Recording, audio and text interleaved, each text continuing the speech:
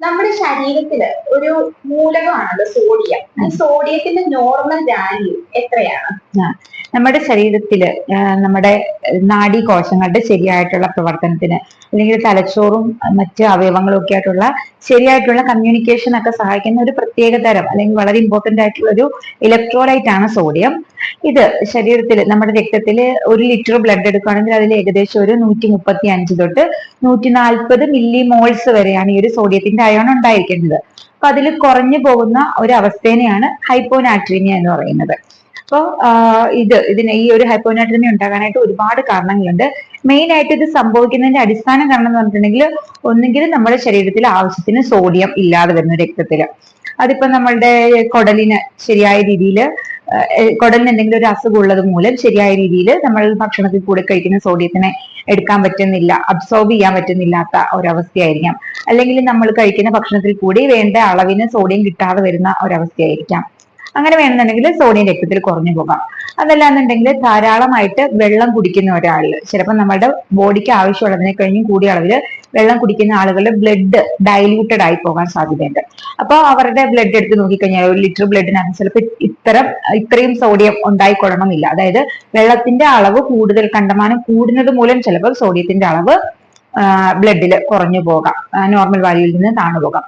പിന്നെ ഒരവസ്ഥ എന്ന് പറഞ്ഞിട്ടുണ്ടെങ്കിൽ ചില കണ്ടീഷനുകളിലൊക്കെ ചിലപ്പോ നമ്മുടെ ശരീരത്തിൽ നിന്നും അമിതമായിട്ട് വാട്ടറും അതുപോലെ തന്നെ സോഡിയവും ഒരുപോലെ മൂത്രത്തിൽ കൂടിയൊക്കെ പുറത്തു പോയി അങ്ങനെ ഒരു രീതിയിലും സോഡിയം നമ്മുടെ ശരീരത്തിൽ കുറഞ്ഞു പോകാം. അപ്പം ചെറിയ കാരണങ്ങൾ തൊട്ട് വലിയ വലിയ വലിയ മാനങ്ങളായിട്ടുള്ള കാരണങ്ങൾ കൊണ്ട് വേണമെങ്കിലും ഈ ഒരു ഹൈപ്പോനൈട്രീമിയ സംഭവിക്കാം. അപ്പൊ പെട്ടെന്ന് ഒരു ദിവസം ഒരു വയറിളക്കവും ഛർദിയും കൂടി ഒരുമിച്ച് വന്നു. അപ്പം ധാരാളം വെള്ളവും അതുപോലെ തന്നെ അതിനോടൊപ്പം ഇലക്ട്രോലൈറ്റ്സും ഒക്കെ നമ്മുടെ ശരീരത്തിൽ നിന്നും ഒഴുകിപ്പോയി കഴിഞ്ഞിട്ടുണ്ടെങ്കിൽ അത് വയറിളക്കത്തിൽ കൂടിയാകാം, അല്ലെങ്കിൽ ഈ ഛർദിക്കുന്ന കണ്ടമാനമുള്ള ഛർദി കൊണ്ടോ ഒക്കെ അങ്ങനെ പോവുകയാണെന്നുണ്ടെങ്കിൽ ഹൈപ്പോനൈട്രീമിയ സംഭവിക്കാം. അപ്പൊ അതൊരു അക്യൂട്ട് കോഴ്സ് കൊണ്ടാണ് സംഭവിക്കുന്നത്. അപ്പൊ ഇത് ചിലപ്പോൾ നമ്മളുടെ ശരീരത്തിന് വളരെ മാരകമായിട്ട് വളരെ സിവിയർ ആയിട്ടുള്ള ഒരു കണ്ടീഷനിലേക്ക് എത്തിച്ചേക്കാം. പിന്നെ ചിലപ്പോൾ നമ്മൾ ചില അസുഖങ്ങൾക്ക് കഴിക്കുന്ന മരുന്നുകളുടെ ഭാഗമായിട്ട് ചില പെയിൻ കില്ലേഴ്സിന്റെ ഭാഗമായിട്ട് ഹൈപ്പോനൈട്രീമിയ വരാം.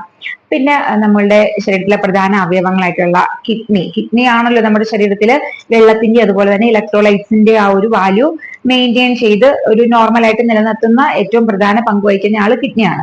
അപ്പൊ കിഡ്നിക്ക് എന്തെങ്കിലും ഒരു രോഗം ഉള്ളത് മൂലം കിഡ്നിക്ക് ശരിയായ രീതിയിൽ പ്രവർത്തിക്കാൻ പറ്റാതെ വരുന്നു, അല്ലെങ്കിൽ ഹൃദയത്തിന് എന്തെങ്കിലും ഒരു രോഗം ഉണ്ടാവുക, അല്ലെങ്കിൽ കരള് സംബന്ധമായിട്ട് എന്തെങ്കിലും ഒരു രോഗമൊക്കെ ഉണ്ടെന്നുണ്ടെങ്കിലും ഇത്തരത്തില് ഹൈപ്പോനൈട്രീമിയ വരാൻ സാധ്യതയുണ്ട്.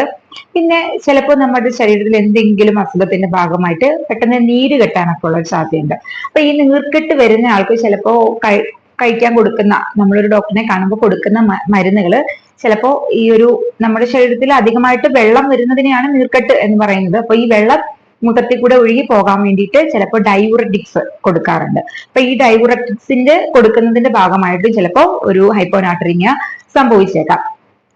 പിന്നെ ഏറ്റവും കോമൺ ആയിട്ട് കണ്ടുവരുന്ന ഒരു പ്രായം കഴിഞ്ഞ ഒരു 10-60 വയസ്സൊക്കെ കഴിഞ്ഞ ആളുകൾക്ക് ഒക്കെയാണ് ഈ ഒരു ഹൈപ്പോനാട്രീമിയ വരുന്നത്.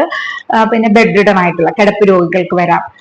പിന്നെ കുറെ കാലമായിട്ട് രക്താതി സമ്മർദ്ദത്തിന് മരുന്ന് കഴിച്ചുകൊണ്ടിരിക്കുന്ന ഒരാൾക്ക് ചിലപ്പോ ഹൈപ്പോനാട്രീമിയ വരാനുള്ള സാധ്യതയുണ്ട്. പിന്നെ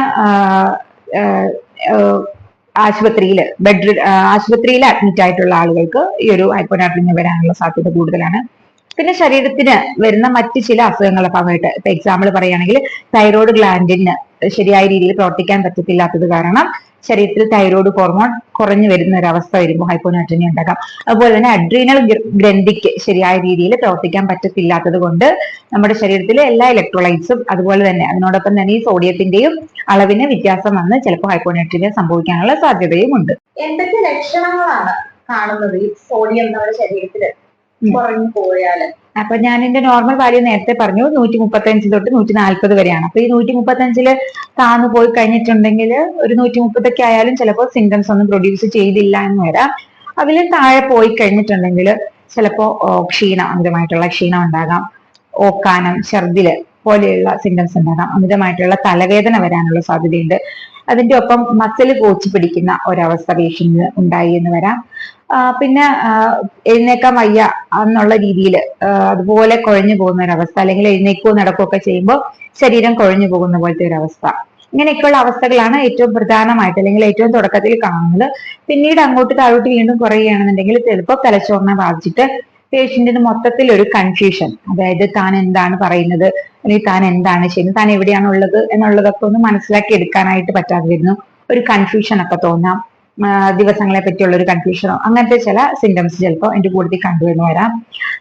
അതല്ലെന്നുണ്ടെങ്കിൽ ചിലപ്പം ഒരു ഇറിറ്റാബിലിറ്റി, ഒരു റെസ്റ്റ്ലെസ്നെസ്, ഒരിടത്ത് സ്വസ്ഥമായിട്ട് ഇരിക്കാൻ പറ്റുന്നില്ല, അങ്ങോട്ടും ഇങ്ങോട്ടും പരക്കം പാഞ്ഞ് നടക്കുന്ന ഒരു അവസ്ഥ, അങ്ങനെ ഒരു റെസ്റ്റ്ലെസ്നെസ് ഈ ഒരു പേഷ്യന്റ് കാണിച്ചു എന്ന് വരാം. പിന്നെ വിശപ്പില്ലായ്മ ചിലപ്പോൾ ഉണ്ടാകാറുണ്ട്.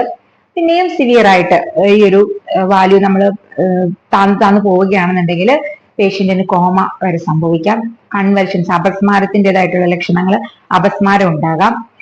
പിന്നെയും താണു പോവുകയാണെങ്കിൽ ഇത് ഡെത്തിന് വരെ കാരണമാകാം. ഹൈപ്പോനാട്രീമിയയുടെ ലക്ഷണങ്ങൾ ഉണ്ടായാൽ എന്തൊക്കെ ശ്രദ്ധിക്കണം നമ്മൾ? അപ്പൊ ഇത് അക്യൂട്ട് ആയിട്ടുള്ള ഒരു കാരണങ്ങൾ കൊണ്ടാണോ, അതായത് സിവിയർ ആയിട്ടുള്ള ഒരു വയറിളക്കോ ഛർദിയൊക്കെ വന്നിട്ട് പെട്ടെന്ന് ഈ ഒരു സോഡിയത്തിന്റെ ലെവൽ താണു പോകുന്നതാണോ, അതോ എന്തെങ്കിലും രോഗങ്ങളുടെയൊക്കെ ഭാഗമായിട്ട് വളരെ കാലം കൊണ്ട് അല്ലെങ്കിൽ ഇടയ്ക്കിടയ്ക്ക് ഇങ്ങനെ സോഡിയം താണു പോകുന്ന ആളാണോ എന്നുള്ളതൊക്കെ നമ്മൾ മനസ്സിലാക്കേണ്ടത് അത്യാവശ്യമാണ്. അപ്പം ഇത്തരത്തിലുള്ള സിംറ്റംസ് ഒക്കെ കണ്ടു കഴിഞ്ഞിട്ടുണ്ടെങ്കിൽ എത്രയും പെട്ടെന്ന് രോഗിയെ ഹോസ്പിറ്റലിൽ എത്തിക്കുകയാണ്, അതാണ് ഏറ്റവും ആപ്റ്റായിട്ട് ചെയ്യേണ്ടുന്ന കാര്യം. ഇനിയിപ്പോ 48 മണിക്കൂറിനുള്ളിൽ അല്ലാതെ സിവിയർ ആയിട്ടുള്ള അല്ലെങ്കിൽ അണ്ടർലൈൻ എന്തെങ്കിലും കാരണങ്ങൾ ഉണ്ട് എന്നുള്ളത് മനസ്സിലാവുകയാണെന്നുണ്ടെങ്കിൽ അതിനനുസരിച്ച് ട്രീറ്റ്മെന്റ് എടുക്കുകയാണ് വേണ്ടത്. അപ്പോൾ ഞാൻ നേരത്തെ പറഞ്ഞതുപോലെ കിഡ്നി സംബന്ധമായിട്ടുള്ള രോഗങ്ങളോ അല്ലെങ്കിൽ വൃക്ക സംബന്ധമായിട്ടുള്ള രോഗങ്ങളോ അതും അല്ലെങ്കിൽ ലിവർ സംബന്ധമായിട്ടുള്ള ഒരു രോഗങ്ങളോ ഒക്കെ ഉള്ളൊരു രോഗിയാണ്, അതല്ലെന്നുണ്ടെങ്കിൽ എന്തെങ്കിലും രോഗത്തിന് മരുന്ന് കഴിച്ചുകൊണ്ടിരിക്കുന്ന ഒരു രോഗിയാണെന്നുണ്ടെങ്കിൽ നമുക്ക് അവർക്ക് എപ്പോ വേണമെങ്കിലും ഹൈപ്പോനാട്രീമിയ വരാനുള്ള സാധ്യതയുണ്ട്. അപ്പൊ അതിനെ പ്രതിരോധിക്കാൻ വേണ്ടിയിട്ട് നമുക്ക് അവർക്ക് ഒരു ഡയറ്റ്, അതുപോലെ തന്നെ അമിതമായിട്ടുള്ള എക്സസൈസ് ചെയ്യുന്ന ഒഴിവാക്കുക, ഇതൊക്കെ ചെയ്യാം.